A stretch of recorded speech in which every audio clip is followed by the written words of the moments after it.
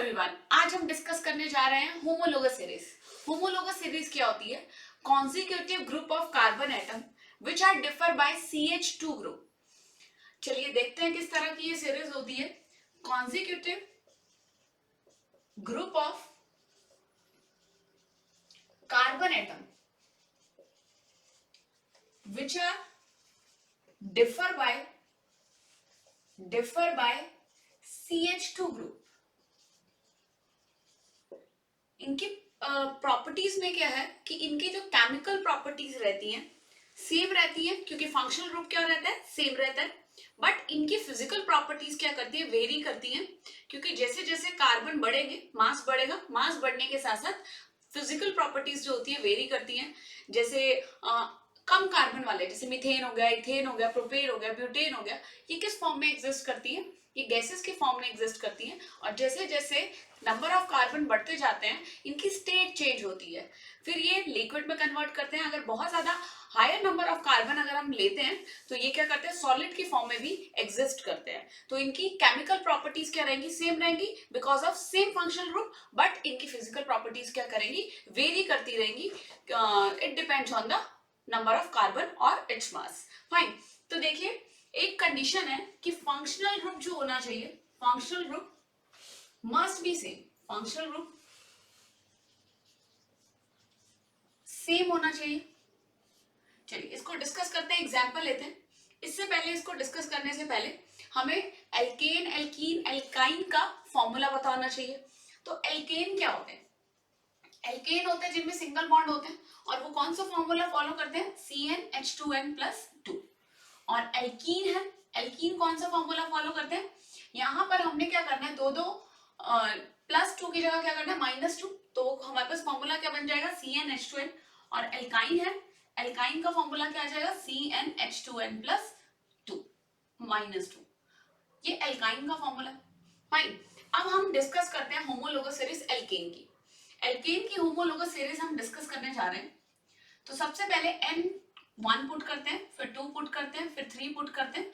तो देखते हैं कि क्या ये होमोलोगस बनती है या नहीं बनती। देखिए, पहले 1 पुट किया तो C1, 2 into 1 2, 2 + 2 4। तो फॉर्मूला क्या बना, CH4। इसी तरह जब हम 2 पुट करेंगे तो formula will become C2H6। Next formula जो बनेगा हमारे पास क्या बनेगा, C3H8। अब देखते हैं ये होमोलोगस सीरीज है या नहीं है। तो ये होमोलोगस सीरीज है। आप देखिए इन दोनों में कितने कार्बन का डिफरेंस आ रहा है, 1 कार्बन का। और इन दोनों में हाइड्रोजन्स में कितना डिफरेंस आ रहा है, 2 कार्बन का। तो हमने क्या पढ़ा, consecutive group of carbon atom which are differ by CH2 group. अब नेक्स्ट देख लेते हैं। कॉन्जिक्यूटिव का मतलब कंटिन्यूटी में देखना है। आप ऐसे नहीं ले सकते कि आप फर्स्ट कार्बन को थर्ड कार्बन से कंपेयर कर रहे हैं, ठीक है। तो यहाँ पर देखिए इन दोनों में भी जो डिफरेंस आ रहा है वो किसका आ रहा है, CH2 ग्रुप का डिफरेंस आ रहा है। बट फंक्शनल ग्रुप सेम रहना चाहिए। यहाँ पे हमने क्या लिया है, एल्केन लिया है। सेम हम एल्कीन के लिए भी अप्लाई कर सकते हैं। तो देखिए यहाँ पर एल्कीन है C2H2n, ठीक है। CnH2n हमारे पास एल्कीन का फॉर्मूला होता है। एल्कीन का मतलब क्या, इसमें क्या कंटेन करेगा, एक डबल बॉन्ड कंटेन करेगा। उसके बाद देखिए हम एल्कीन के लिए अप्लाई करते हैं। One thing you should remember कि जो एल्कीन्स होते हैं और एल्काइंस होते हैं उसके लिए कम से कम 2 कार्बन होना रिक्वायर्ड होता है, क्योंकि डबल बॉन्ड और ट्रिपल बॉन्ड है वो 2 कार्बन के बीच में ही फॉर्म होगा। तो N की वैल्यू यहाँ पर 2 कार्बन से स्टार्ट होती है, N2 से स्टार्ट होती है। बट एल्केन में सिंगल बॉन्ड तो हाइड्रोजन और कार्बन के बीच में भी फॉर्म हो जाते हैं। बट एल्कीन और एल्काइन डबल बॉन्ड और ट्रिपल बॉन्ड जो होते हैं उसके लिए कम से कम 2 कार्बन होना रिक्वायर्ड होता है। इसीलिए यहाँ पर जो N की वैल्यू स्टार्ट होगी वो 2 से स्टार्ट होगी। फाइन। तो हम N2, N3 और N4 को चेक करते हैं। चलिए देखिए N3 के लिए क्या, N2 के लिए क्या बनेगा, C2H4। यहाँ पर क्या बनेगा, बट Cn जब हमने क्या किया 3 लिए तो it will become C3H6, C4H8। अभी चेक करते हैं ये होमोलोगस सीरीज है या नहीं है। देखिए इन दोनों के बीच में कितने कार्बन का डिफरेंस चल रहा है, 1 का। हाइड्रोजन कितने का डिफरेंस चल रहा है, 2 का। तो ये कॉन्जिक्यूटिव ग्रुप्स हैं which are differ by CH2 group. तो यहाँ पर भी हमारे पास क्या है, CH2 ग्रुप का। तो ये होमोलोगस सीरीज है। अगर हम फंक्शनल ग्रुप चेंज करें, अगर हम फंक्शनल ग्रुप चेंज करते हैं, सपोज करिए मैंने आपको बोला कि आप क्लोरोएल्केन ले लीजिए, क्लोरोएल्केन लेना है और इनमें बताइए होमोलोगस सीरीज है या नहीं है। बहुत ज्यादा कंफ्यूज होने की जरूरत नहीं है। आपको क्या करना है, आपने एल्केन की सीरीज ले लेनी है। नॉर्मल जो सीरीज हम लेते हैं, हमने वो नॉर्मल सीरीज ली है। अब हम कौन सा फंक्शनल ग्रुप इंसर्ट करना चाहते हैं, क्लोरीन।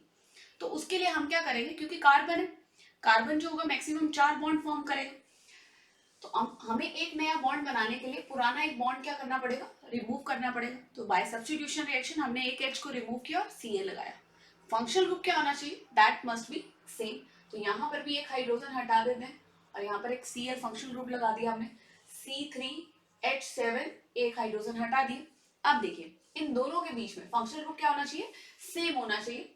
तो इनकी केमिकल प्रॉपर्टीज क्या रहेंगी, सेम रहेंगी, but due to change in number of carbon इनकी फिजिकल प्रॉपर्टीज क्या करेंगी, वेरी करेंगी। तो यहाँ पर देखते हैं इन दोनों के बीच में कितना डिफरेंस आ रहा है। यहाँ पर 2 कार्बन थे, यहाँ पर 1 कार्बन था, तो 1 कार्बन का डिफरेंस है।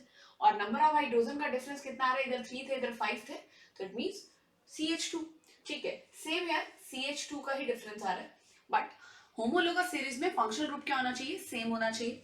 आप इस तरह से कनेक्ट नहीं कर सकते कि आप CH3Cl ले लो और एक C2H5OH ले लो, ये तो फंक्शनल ग्रुप क्या हो गया, डिफरेंट हो गया। तो ये होमोलोगस सीरीज नहीं होती है। होमोलोगस सीरीज के लिए फंक्शनल ग्रुप जो है वो सेम होना चाहिए। Thank you so much.